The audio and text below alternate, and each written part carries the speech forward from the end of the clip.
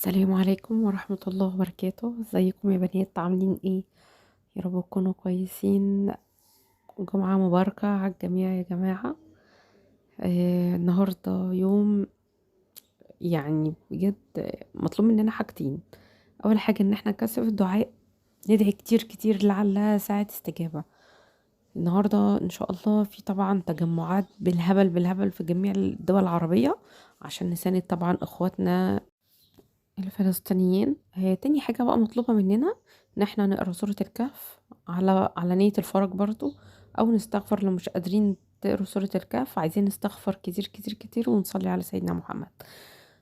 دلوقتي انا بعمل الفطار بتاع يوم الجمعة اللي احنا متعودين عليه. عايزة اقول لكم ان كل حاجة كانت موجودة في البيت بفضل الله، ولملمت بقى اللي في التلاجة كله. ده تمر كان عندي، صحيت الصبح قشرته وقطعته. الحاجة التمرية اللي لقيتها ناشفة شوية قطعتها بالسكينة، وزي ما انتوا شفتوا حطيت حتة سمنة وحبة زيت صغيرين، ونزلت التمر عليهم. زي ما انتوا شايفين التمر ده مفيد جدا. من ايام ما كنا في رفح طبعا بابا كان بيعملوا لنا دايما في الشتاء دول حبة قرفة. جربوا القرفة عليها هتدعولي بجد. بخلاف بقى ان بابا كان بيحط كمان بيضة، انا ما حطيتش بيضة. فالمهم دلوقتي هي هتفضلي بقى تعاكي فيها كده، علشان تبقى عاملة زي ايه، زي التمرية يعني. كنت هقول لكم ايه يا بنات، كنت هقول لكم هي ما فيهاش اي حاجة، كل حاجة في التلاجة انا كانت بايتة عندي، وفي حاجات من الاسبوع اللي فات. انا ما اشتريتش النهاردة حاجة غير الفول والطعمية فقط لا غير.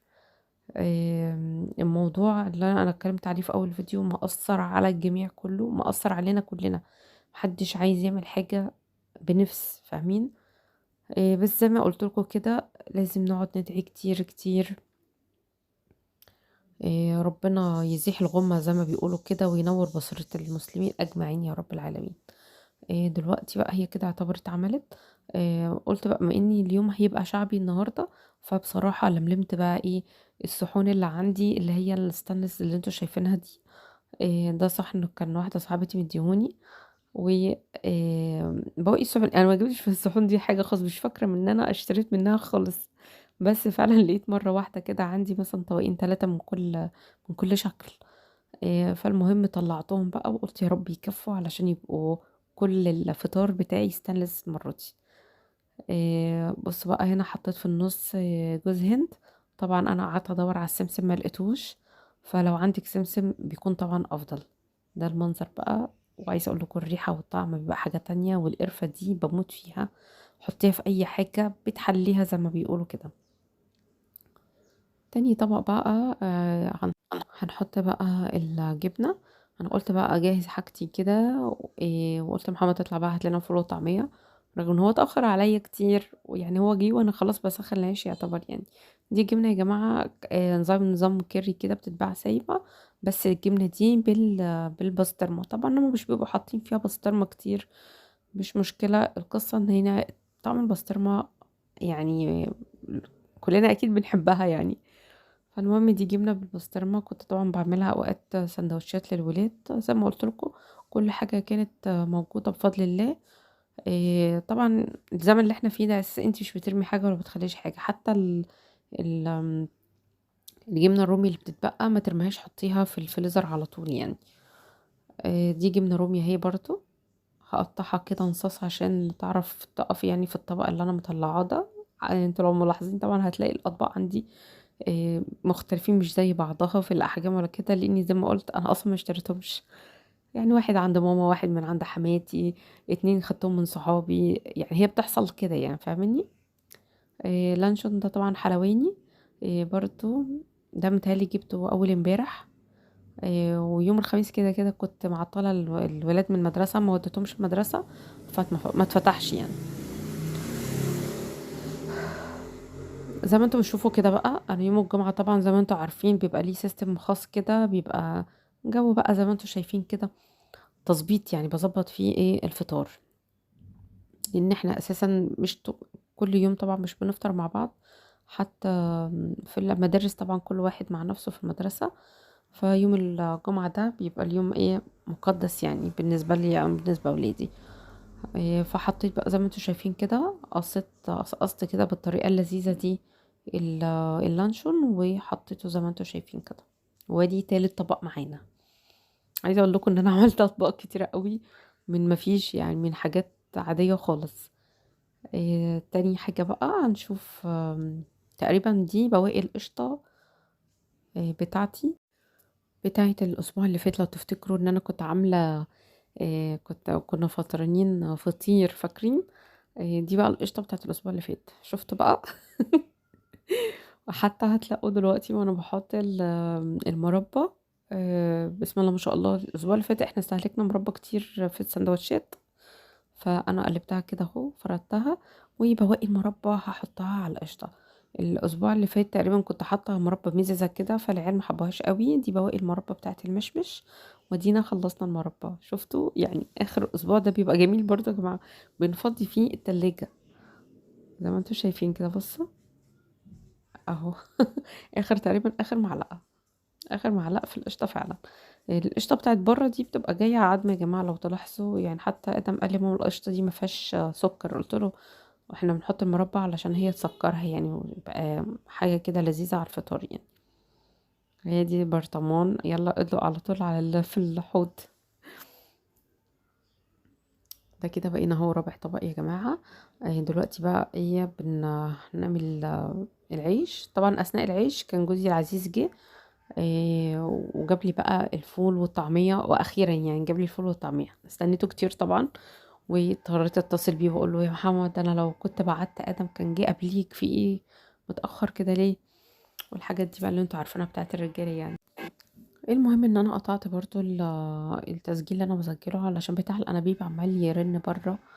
مش عارفه تكاتك وانابيب، مش عارفه اعمل حاجه خالص منهم.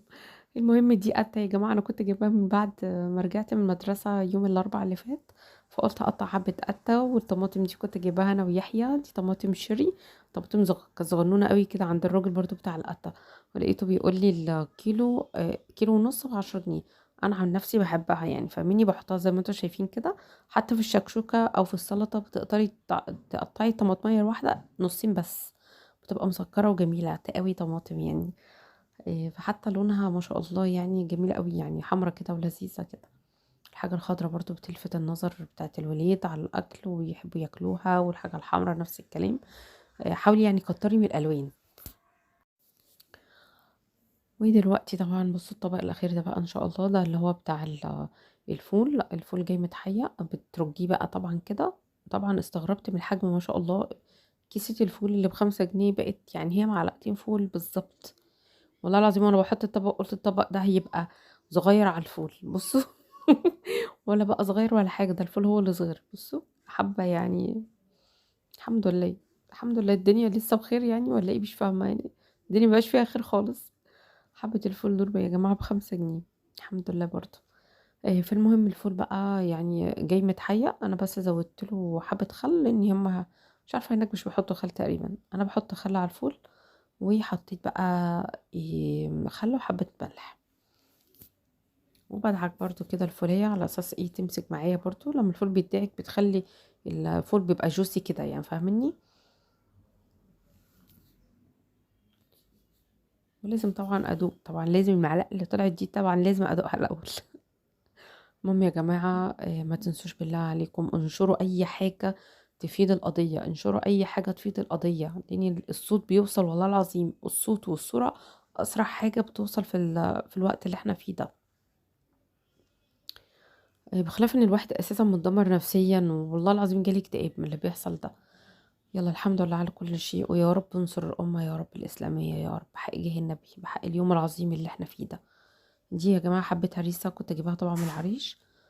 حطيت حبة صغيرين علشان هي بتبقى حامية شوية، وخفت الولاد بقى يعلقوا على الأكل ويقول لي حامي يا ماما والكلام ده. فحطيت حبة ايه من نفسي يعني. بس كده كده يعني يعتبر كده. مفيش فاضل غير حبة بقى زيت الزيتون الحرشين بقى زي ما بيقولوا كده.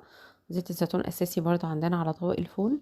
وبنزينه بقى بحبة كزبرة. بس الكزبرة فرطت مني دلوقتي. يعني وانا بحط الكزبرة ضحكت نص ضحكة كده ان هي ما شاء الله كترت مني يعني، بس انتي بتحطي رشة خفيفة ما تكتريش زي كده لان دي وقعت مني يعني مش مقصودة قوي. فكده خلصنا بقى من طبق الفول. نخش بقى على الطبق بتاعنا كلنا، جميع المصريين بيحبوا الفول والطعمية طبعا. وما تنسيش بقى وانتي بتحطي طبق الطعمية تحطي تحتيه برضو مناديل، لان احنا دلوقتي يا جماعة بنصفي الطعمية ما بتصفاش كويس عند الراجل، فاهمني؟ يعني قبل ما تاكلي الطعمية اعمليها كده بالمنديل هتلاقيها قد ايه منزله زيت، والزيت ده طبعا غلط علينا. فانا دلوقتي حطيت اهو حاجه، اللهم صل على النبي، مناديل تحتيها. واثناء الاكل برضو عملتها للولاد كده. سوري، عملتها للولاد كده برضو. تعالوا نتفرج بقى على الفطار الحلو ده.